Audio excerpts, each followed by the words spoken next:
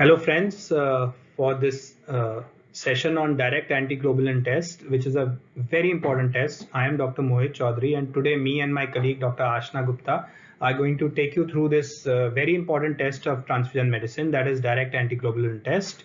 Now this test is a simple test if done properly, and every tech in your transfusion medicine or blood bank should know about it. And if you master it well, it tells you loads of information, especially about the diseases like warm autoimmune hemolytic anemia and other hemolytic disease of newborn and other diseases which are pertinent to the transfusion medicine a lot.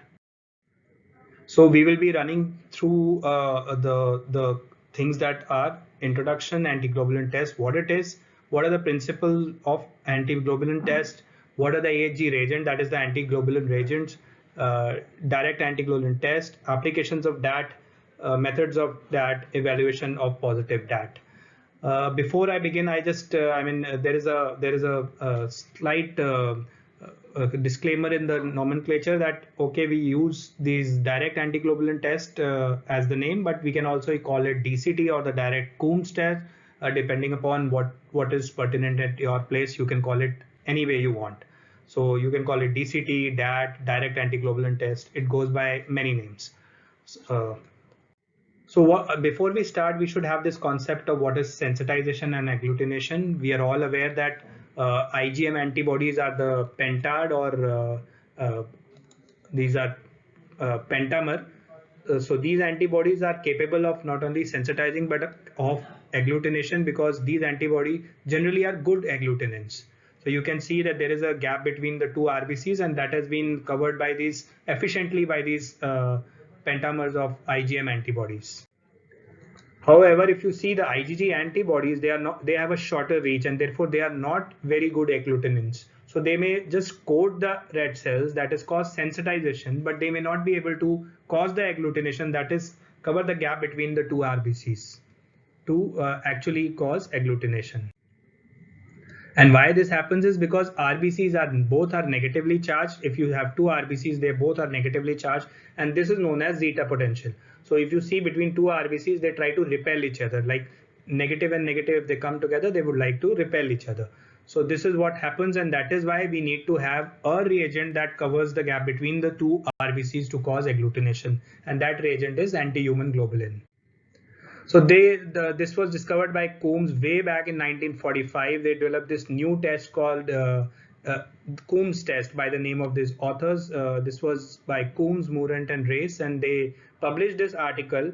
And wherein what they did was these IgG antibodies, which were able to sensitize but not cause agglutination, they added a reagent called anti-human globulin. Now this anti-human antibody combines with the Fc portion of the antibody molecule present in the red cells, which was already sensitized. The two Fab regions of the AGG molecules attach to the Fc region of the sensitizing antibodies, and they bridge the gap and cause visible agglutinations. However, the cells with no attached immunoglobulins are not agglutinate. So these RBCs, if you see, these RBCs, when they have this incomplete antibodies, and if the RBCs are coated, this is known as direct antiglobulin test. And when it is not coated, and you in vitro you add the antibodies to these red cells, and thereafter add the AGG reagent, this is known as indirect antiglobulin test. So these are the two tests that I was describing, the direct Coombs test or the DAT or the DCT, and the indirect Coombs test or the ICT or IAT. Both the tests are similar. Only thing is here the RBCs are in DCT, the RBCs are already coated with the antibody, so you just have to add the AGG. It's like a direct thing. So when the AGG is added, obviously it is going to cause visible agglutination. Indirect Coombs test is when the antibodies are present in the serum. So in vitro you attach these antibodies to the red cells, and thereafter add the AGG reagent to cause visible agglutination. So it is somewhat same, but today we will be discussing mostly about the DCT.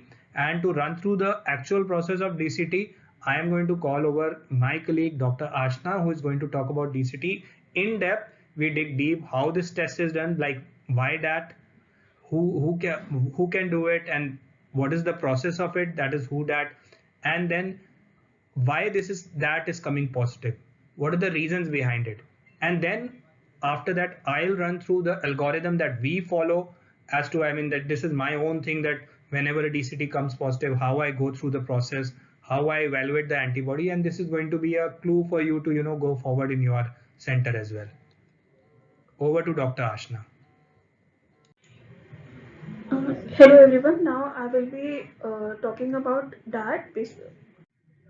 Now, what is direct antiglobulin test? The direct antiglobulin test basically it detects in vivo sensitization of RBCs with IgG or complement components. It determines whether red cells have been coated in vivo with immunoglobulin, complement, or both. A positive DAT result may or may not be associated with hemolysis. So this is a diagram showing direct Coombs test. So we have washed RBCs. These are patient red cells which are sensitized in vivo. To this we add AHG reagent and this causes visual red cell agglutination. Now, anti-human globulin reagents. These anti-human globulin reagents, these are antibody which are directed against the FC portion of human antibodies or complement components. It can be polyspecific or monospecific. Polyspecific means it contains either anti-IgG and anti-C3d. And monospecific, it contains only one specific antibody, either anti-IgG or anti-C3d. So now we will be talking about polyspecific AHG reagent. These polyspecific are used to detect in vivo attachment of IgG or complement on the surface of red cell or in serum. There are several formulations exist like rabbit murine monoclonal blend, rabbit polyclonal which has anti-IgG and anti-C3b, and murine monoclonal blend which is murine monoclonal anti-IgG, anti-C3d and anti-C3b. The minimum requirements for quality product of AHG is anti-IgG titer should be 1:64 and anti-C3 should be 1:4. Now, monospecific AHG reagents. It is used for evaluation of positive DAT to determine the nature of molecules attached to the red blood cells. It is either anti-IgG and anti-complement. Anti-IgG has various formulations like rabbit polyclonal. It contains anti-IgG with no anti-complement activity.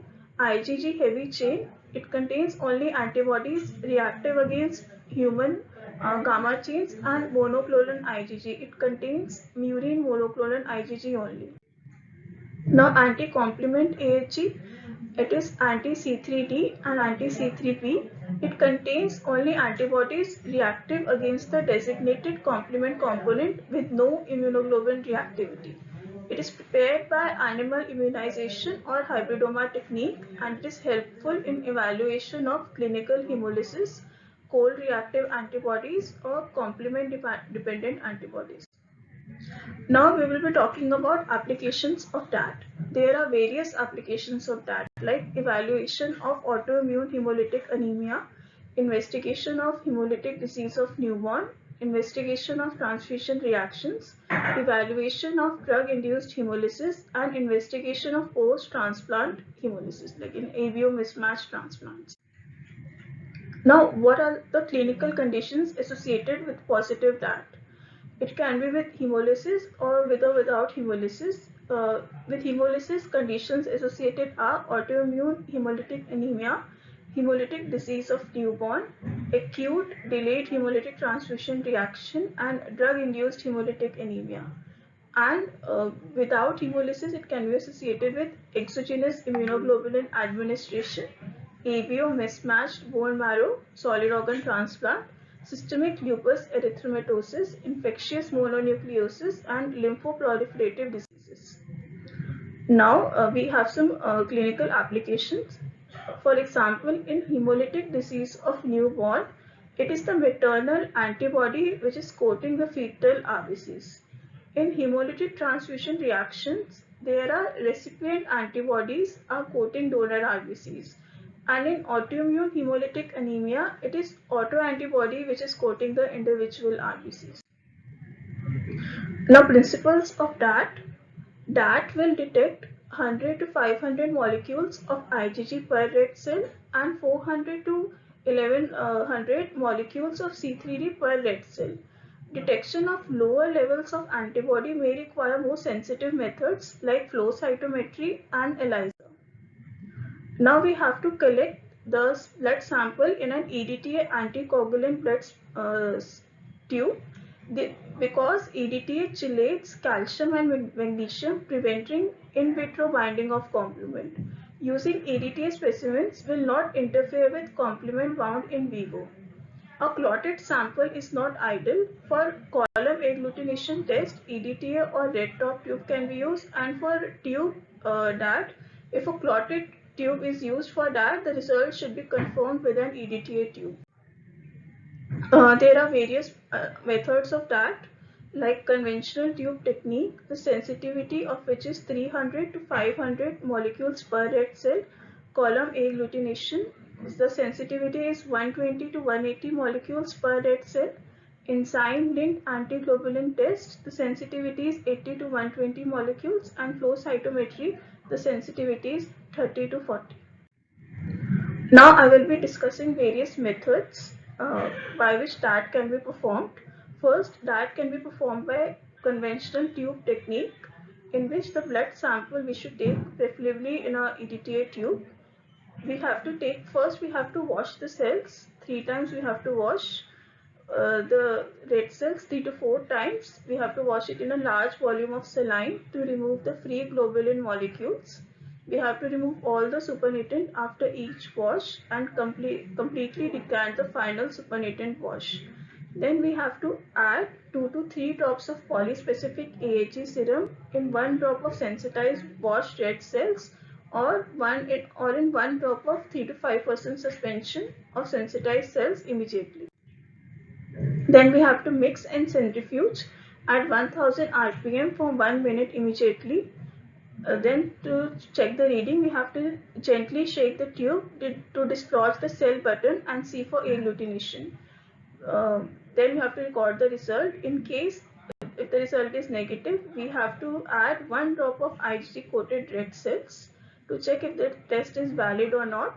Then we will mix and centrifuge at 1000 rpm for 1 minute, and we will immediately look for agglutination. If a negative result is obtained, the test result is invalid and the whole test should be repeated. If agglutination is obtained, then the test result is valid.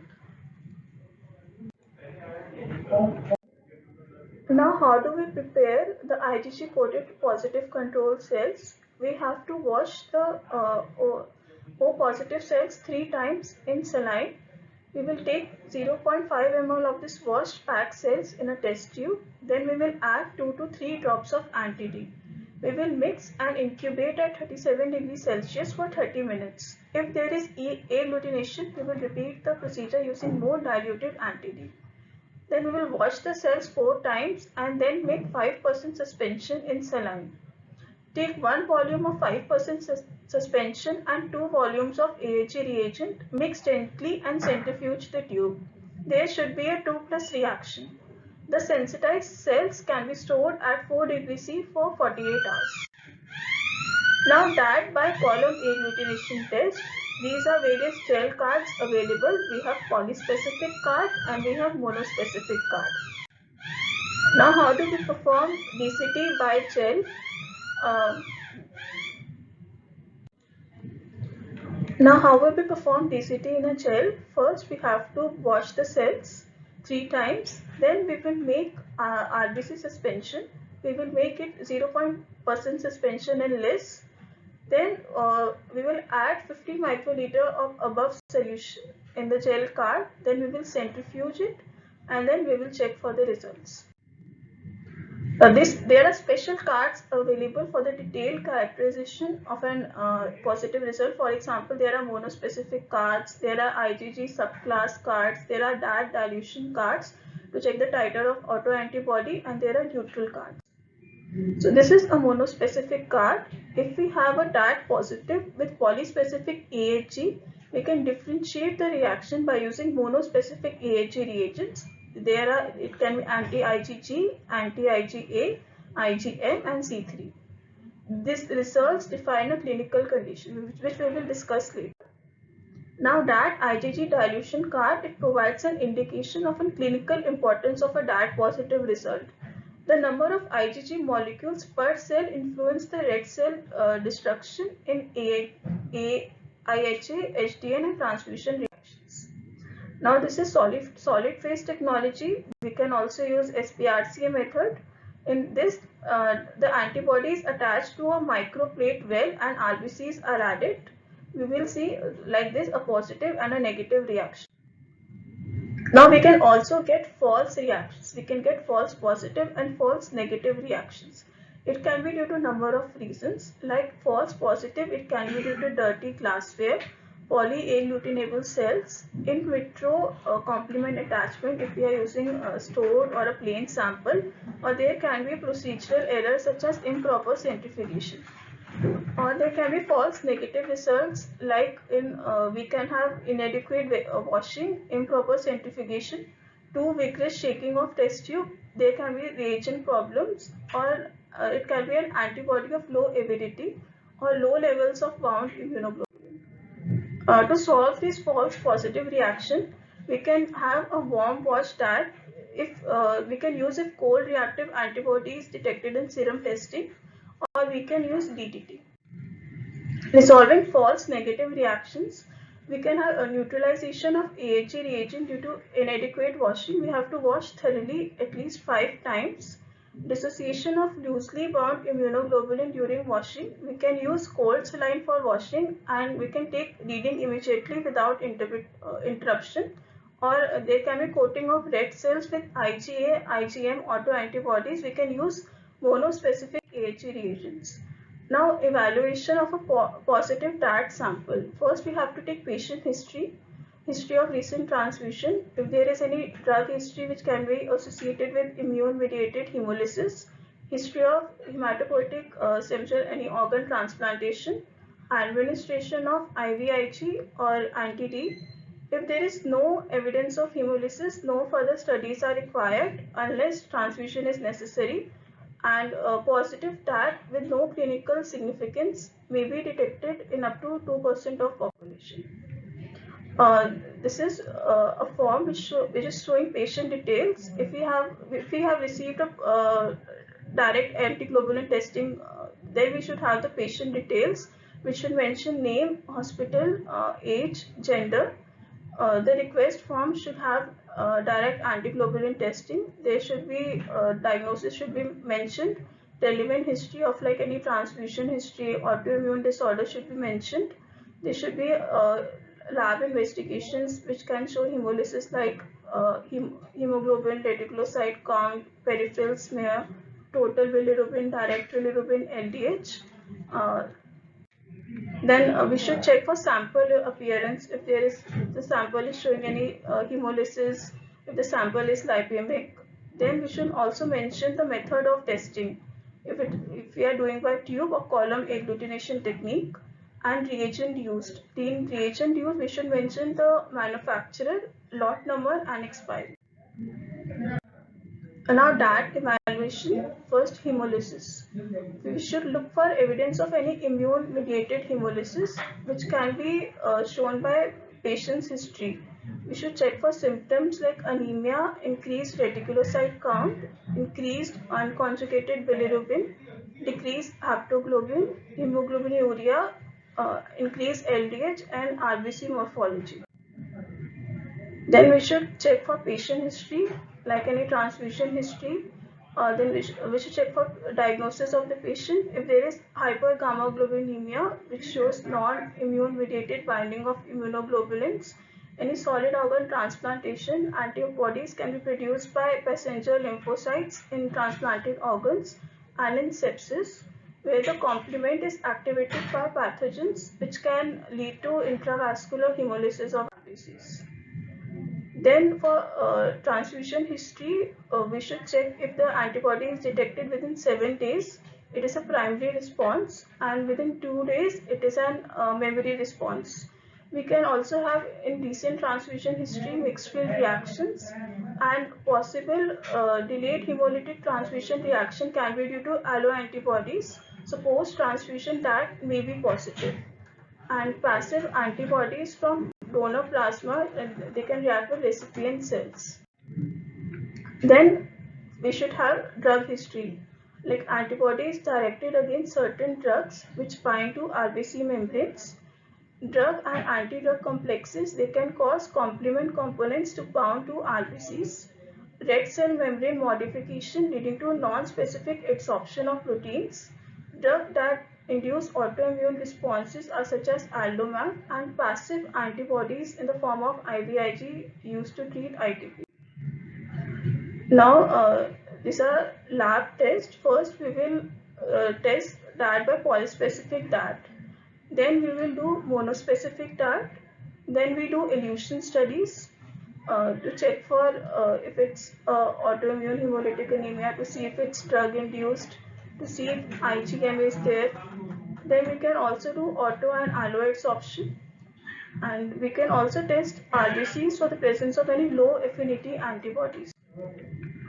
Now this is elution studies. If there is, we are receiving, there is no specific response. If it is reactive with all the cells tested, then it can be due to antibody to high incidence antigen or warm autoimmune hemolytic anemia. Or if we are seeing a specific reaction, it can be as in hemolytic disease of newborn, that is antibody to Rh, KEL, or K. Now this is the interpretation of elution studies. If it is if it is reactive against all cells, it is most likely an autoantibody.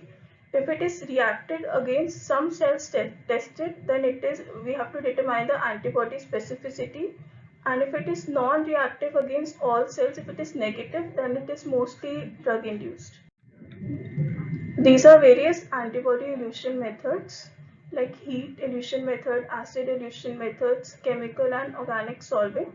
If we have to check for IgM, then we use heat elution. If we have to check for warm auto and allo antibody, then we use acid elution, and we can also use chemical organic solvents. Now, negative DAT with evidence of hemolysis. If there is DAT is negative and in patient history we can see hemolysis, that it can be due to low binding affinity antibodies which can be dissociated from red cells during washing. It can be because of there are too few IgG molecules on the cell for detection by routine methods. And the causative antibody may be IgM or IgA, which are not detected with routine antiglobulin reagents, or the red cells may have reduced expression of target antigen resulting in a negative DAT.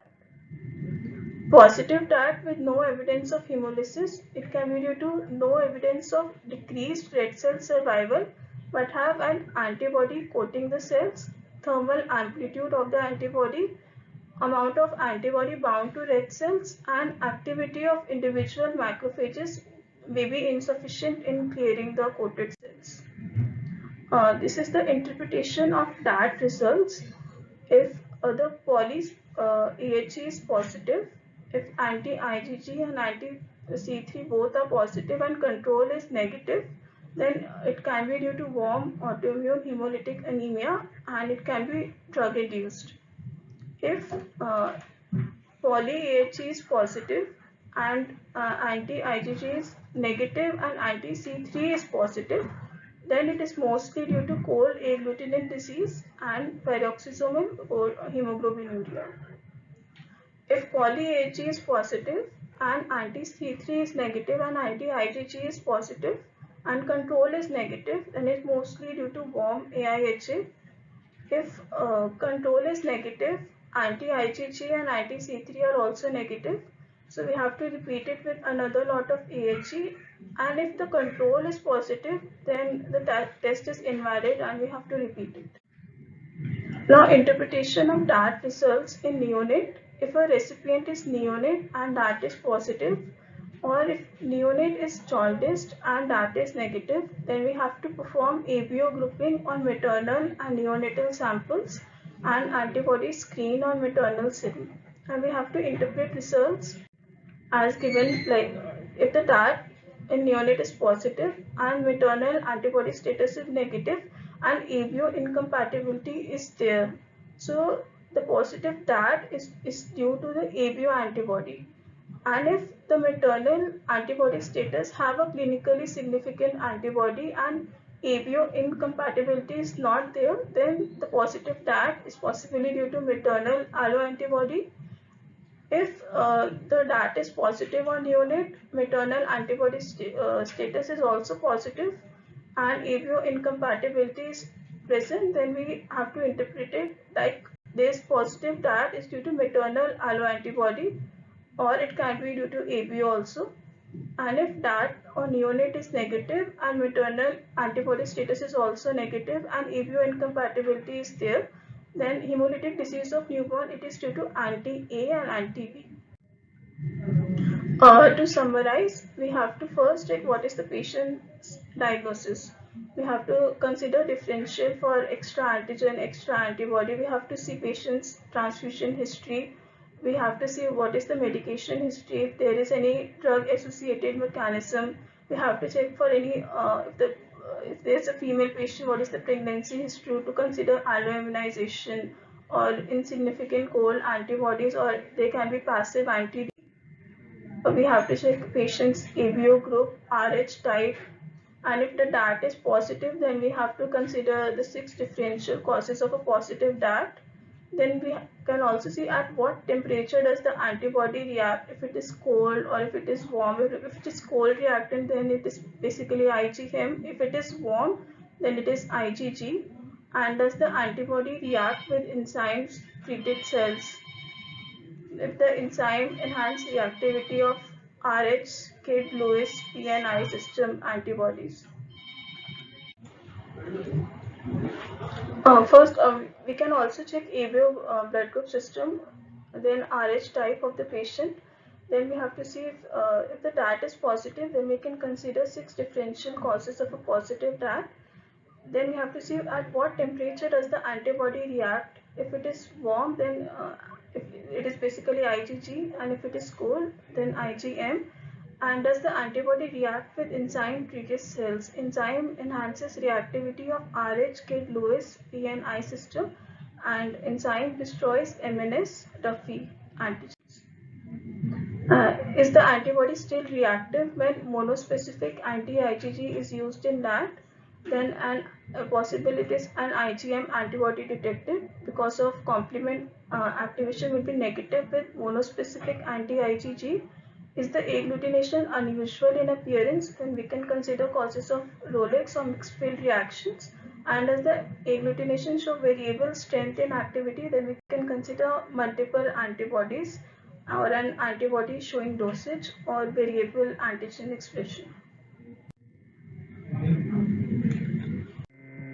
Thanks, Ashna. I think we are all wiser in what we learned about that now. But before I move to this scary looking algorithm and the flowchart, I just want to highlight a few things which she has already covered and a few calls of this. First thing is if we are investigating the case of that, and if there is no hemolysis, there is no further workup that is required. So if there is no hemolysis, we don't move ahead. We can just report that as positive, because around up to 10% of individuals are anyways that positive without any pathology. That means that if we take our donors who are normal individuals who have come to donate, and if we start doing that for them, at least 5 to 10% of them will come positive without any pathology. So that and why it comes positive, I mean, nobody knows. So we have to disregard those cases, and that is why if it is no hemolysis, you have checked all the signs of hemolysis, like the ones she had mentioned, like we check for serum bilirubin, stool for occult blood, LDH, rising LDH, or decreasing hemoglobin. So all these things, when you do that, and if there is no signs of such, you don't need to do any further workup.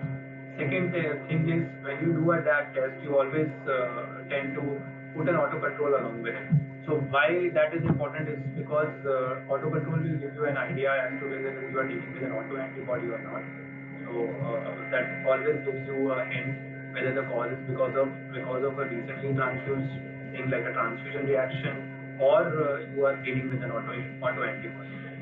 The third is, very aptly covered by Dr. Ashna, is when you start the process, you start with a polyspecific, that is IgG plus CKD, and then you move on to a monospecific. So that will tell you whether the DAT that has come positive is due to IgG. It is because of the complement that could be IgM antibody, or it could be a combination of both, like IgG plus CpG, which may come positive.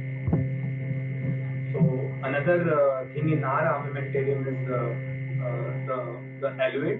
So whenever you have an eluate, you can from that positive cells you can have an eluate which needs to be tested for antibody. And many a time you would see that is positive but an eluate is negative, and that commonly happens with a drug-induced case. So I mean that needs to be checked.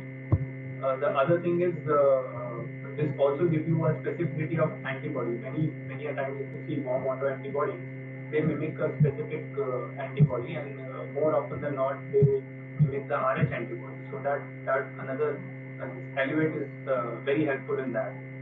You need to know the thermal amplitude of the antibody, so you can even put it in different temperatures. That is another thing that you can do when you have that positivity. But most importantly, I feel that what you need to do is the grading of the DAT. Now, grading of the DAT is very important because I specifically look at it in the sense that it tells you the story what is going on with the patient. So whenever it is like, of course, you have done your polyspecific and monospecific, and you are aware that it is which kind of an antibody you are dealing with. And then after that, if you see the strength of the reaction, if it is say 1 plus, it is generally not a drug induced or a PCS or a CAD when it is CQ. Similarly, if you see the strength of the reaction, generally it is a transfusion reaction is generally less than 1% only. The grade is 1 plus or 2 plus, something like that. But if you are dealing with a warm autoimmune hemolytic anemia, it is generally 3 plus or 4 plus. More often than not, it is 3 plus.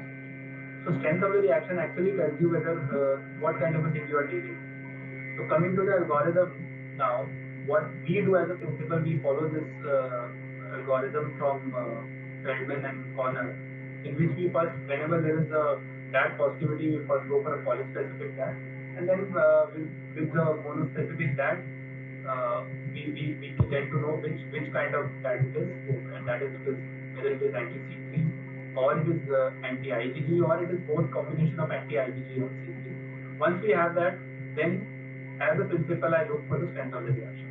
So if the strength of the reaction is, let's say, less than 1%, less than 1 plus, I would say it is some kind of a transfusion reaction, whether acute or delayed. So why? Because the number of cells that it is binding to is quite less, because these are the donor cells. So once these donor cells are there, so it can give you a reaction which is only 1. So it can be both acute or delayed reaction, depending on whether it is C3 or positivity, or it is combination of IgG or C3 or say IgG. We can predict whether it is an AVO transfusion reaction or an RH acute or delayed transfusion reaction. So once that is say more than 2 or 2 plus or 3 plus, then I would think of a possibility like a drug-induced hemolytic anemia or a PCS or a CAD, that is cold agglutinin disease when it is C3 specifically, and when it is IgG, I would think of something like an RH HDFN, a drug-induced hemolytic anemia, or other HDFN which are these IgG antibodies. Of course, warm autoimmune hemolytic anemia is the main cause of IgG with a strength reaction of 2 plus, 3 plus, and 4 plus. Many a times you may have a thermal amplitude which is like it has got a wider thermal amplitude, and so much so that it reacts both with IgG and C3. But the etiology for the same does not change. If it is less than 1 plus or 1 plus, it is acute or delayed hemolytic transfusion reaction. And when it is 2 to 4 plus, it is generally drug-induced hemolytic anemia or warm autoimmune hemolytic anemia. So this is the algorithm or the flowchart that we follow here. And more often than not, it tells you the story, what is going on with the patient, and also it makes our job easy because it is more like a mathematics and algorithm is followed, and it is inherently followed. I mean, you get a DAT, you start doing the polyspecifics and the monospecificity, then you tend to see the grading of the reaction and see which kind of, where does it fit in. So plus your etiologies are ready.